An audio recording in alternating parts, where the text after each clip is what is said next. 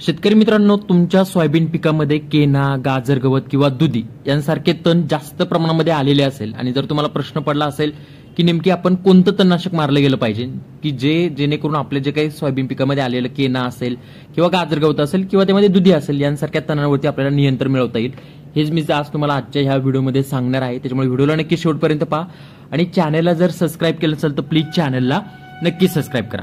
आता प्रामुख्याने शेतकरी मित्रांनो, जास्त करून एक सोयाबीन पिकामध्ये जे मोठ्या प्रमाणावरती तण येत असतं ते म्हणजे की केना। अनेक वेळेस आपण खूप महागडे तणनाशक मारत असतो, पण तरी सुद्धा आपलं जे काही शेतातील असणारं जे काही केना गवत आहे किंवा गाजर गवत आहे या दोन तणांवरती आपल्याला म्हणावं तसं नियंत्रण मिळवता येत नाही।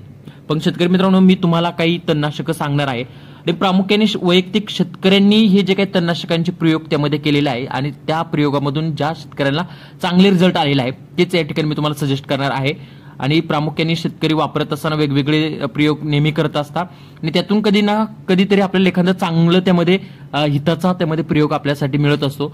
सेम त्याच पद्धतीचे प्रयोग शेतकऱ्यांनी तणनाशकांचे काही एकत्र कॉम्बिनेशन करून त्यामध्ये मारले होते आणि त्यांना याच्यामधून हे जे काही तण आहे प्रामुख्याने दुधी आणि गाजर गवत जे आहे याच्यावरती चांगले रिझल्ट मिळालेले आहे। तर सगळ्यात पहिले जर तुमच्या पण सोयाबीन पिकामध्ये दुधी आणि गाजर गवत असेल आणि जे गवत साधारणपणे 2 पानावरती असेल तर अशा वेळेस तुम्ही या तणनाशकांचा वापर करू शकता। निश्चितपणे तुम्हाला जे काही असणार आहे दुधीवरती 100% रिझल्ट पाहायला मिळेल। फक्त तुमचं तणाची जी अवस्था आहे ही 2 पानाची असते गेली पाहिजे। त्याच्यामध्ये शेतकरी मित्रांनो, एक जे पहिलं कॉम्बिनेशन आहे, मी तुम्हाला 4 वेगवेगळे कॉम्बिनेशन सांगणार आहे, त्याच्यापैकी कोणताही एकाचाच त्यामध्ये वापर करायचा आहे। पहिल्या कॉम्बिनेशन मध्ये वापरत असताना शेतकऱ्यांना अतिशय चांगले रिझल्ट ज्याचे सगळ्यात पाहायला मिळाले आहे ते म्हणजे की व्ही शूट आणि जे क्युरिन आहे किंवा क्लोबेन आहे या दोन्हींची एकत्र फवारणी।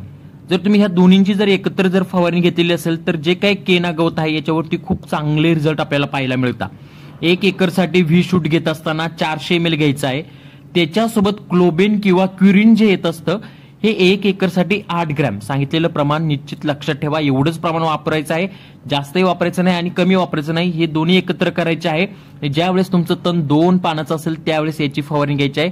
निश्चितपणे तुम्हाला केण्यावरती चांगले रिझल्ट पाहायला मिळेल। एक शेतकरी मित्रांनो, एक दुसरं एक कॉम्बिनेशन आहे, त्याचे सुद्धा मला वैयक्तिक चांगले रिझल्ट पाहायला मिळाले आहे, ते म्हणजे की BASF कंपनीचं ओडिशी आणि एजेल या दोन्हींची सुद्धा एकत्रित करून जर तुम्ही फवारणी घेतली तरी सुद्धा केना, गाजर गवत किंवा त्यामध्ये दुधी असेल याच्यावरती चांगले रिझल्ट पाहायला मिळतात। आपल्याला 1 एकरसाठी वापरत असताना ओडिशी 40 ग्रॅम घ्यायचा आहे आणि त्यासोबत एजिल जे आहे हे शेतकरी मित्रांनो 250 ml घ्यायचं आहे। सेम त्याच पद्धतीने ज्यावेळेस तुमचं तण 2 पानाचं असेल त्यावेळेस हे मारा।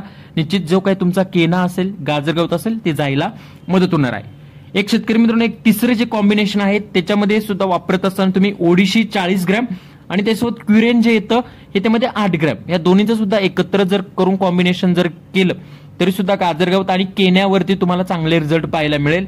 एकरी प्रमाण आहे ओडिशीचं 40 ग्रॅम आणि क्युरेनचं 8 ग्रॅम। त्यानंतर शेतकरी मित्रांनो, एक चौथं जे कॉम्बिनेशन आहे, जसं की तुमच्यामध्ये केना पण आहे आणि जे लांब पानाचं गवत आहे असं सुद्धा असेल तर अशा वेळेस तुम्ही व्ही शूट 400 मिली त्याच्यासोबत टर्गा सुपर 250 ml या दोन्हींची एकत्रित करून जर तुम्ही एकरी जर फवारणी घेतली यांनी सुद्धा केना गवतावरती खूप चांगले रिझल्ट पाहायला शेतकऱ्यांना मिळालेला आहे। अशा वेळेस तुम्ही याचा सुद्धा या ठिकाणी वापर करू शकता। आता शेतकरी मित्रांनो, चांगले रिझल्ट आपल्याला मिळण्यासाठी सगळ्यात इम्पॉर्टंट जी गोष्ट आहे ती म्हणजे की आपली तणाची अवस्था 2 पानाचं असणं अत्यंत गरजेचं आहे। जर तुमचं तण खूप मोठं झालेलं असेल, तुम्ही कोणतं जरी तणनाशक मारलं तरी तुम्हाला रिझल्ट पाहायला मिळणार नाही। ज्यावेळेस तुमचं तण 2 पानाचं असेल त्यावेळेस हे तणनाशक जर मारले निश्चितपणे तुम्हाला खूप चांगले रिझल्ट पाहायला मिळेल।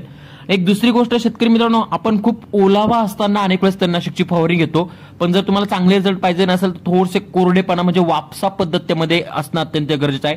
वापसा असताना जर तुम्ही तणनाशक मारलेलं असेल थोडासा सोयाबीनवरती इफेक्ट होतो, सोयाबीन तुमची पिवळी पडली जाते, पण जे काही असणारं तण आहे हे सगळं मेलं जातं। जरी आपली सोयाबीन पिवळी पडलेली असेल त्याला आपण नंतर रिकव्हर करू शकतो, पण तण जाणं अत्यंत गरजेचं आहे। वैयक्तिक माझा अनुभव आहे, जर तुम्हाला चांगले रिझल्ट पाहिजे नसेल तर जास्त ओलावा असताना फवारणी घेणं त्यामध्ये टाळा, थोडासा कोरडेपणा असताना तणनाशकची फवारणी करा। निश्चित तुम्हाला चांगले रिझल्ट या ठिकाणी पाहायला मिळतील। यापैकी जे काही 4 कॉम्बिनेशन सांगितलं आहे यापैकी कोणतंही एक कॉम्बिनेशनचा त्यामध्ये वापर करा, केना गवतावरती हमखास तुम्ही रिझल्ट या ठिकाणी मिळवू शकता।